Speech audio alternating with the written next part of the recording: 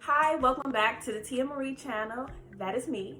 Usually we're talking about grandiate scarves or Tya-Marie nutrition or living in Japan with the Ben series. But today I'm going to do a book analysis because I am back in grad school, yes. So the book is called Data and Goliath, written by Schneier. And I think it's a great read. I think you all learned something from it. Data. Our data is collected. And so I hope you hear this analysis and want to go figure out what's going on with your data on your phone. So there were 3 takeaways that I took from this book. Is that privacy is purchased at a price we cannot afford, knowledge is currency, and capitalism runs the world.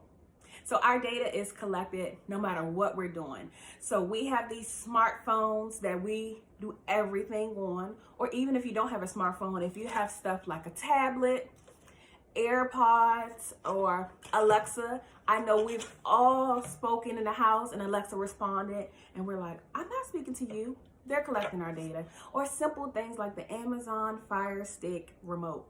You see this microphone button at the top?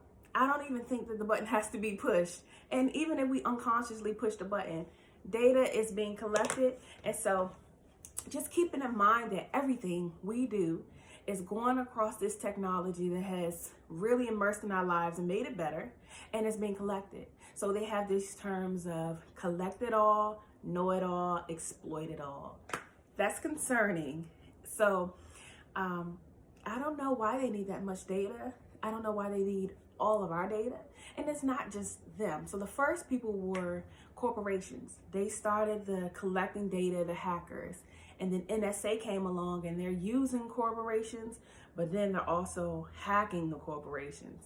But it's stores, it's our email address, it's the security questions. When we're on Facebook, it's collecting all of our information. So it's not just corporations, it's not just us, it's spies. Everything is collecting information. And what they're doing is using it for marketing. So we have an algorithm. And so if I went and looked at something online, it starts to showing me everything on all of these websites of what I like. Websites have advertisements, whether I'm on email, whether I'm reading a book, whether I'm doing my schoolwork, advertisements can pop up on your screen because it has this data and it's showing us what we want to see. So the question is, do we really need this data? And who are you to feel like you need all of this information on me? And so bottom line is, I do not agree with the book. I do not foresee us coming out with any kind of resolution for this. Because it's like, who are we trusting and how do we build this trust back? Who is in charge of the security of all of these companies? And who's to say they won't quit their job? How do we find a new person?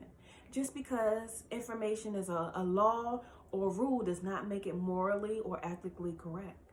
Who comes up with this information and how do we support them? I went to look up the NSA and their purpose, and it uses the word mission. And at my job, the word mission is loose because mission yesterday can change to mission from mission today.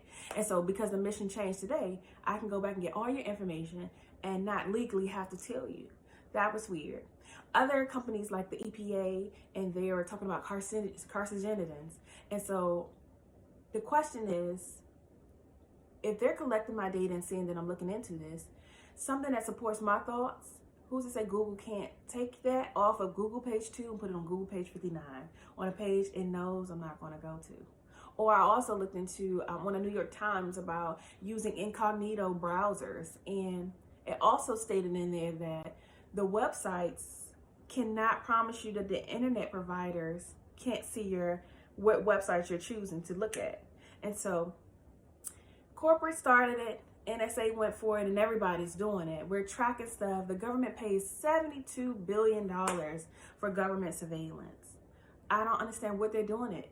And when we put our information on the websites, it's censorship. Censorship is dictatorship, which plays on our mental health, depression, anxiety, because we can't be ourselves. And so doing things like not using Google Calendars or the cookies, which is amazing because it goes back to what I needed it to go to, or paying our bills in cash. These are the resolutions they came up with, but it's impossible for us to go to school, work, and live without using technology. So I don't see any resolutions. So I hope you all read this book and get your own ideas. Make sure you come back to my channel. I have some more videos coming. I hope Data and Goliath give you some valuable information for moving forward. I'm Tya-Marie. Thank you.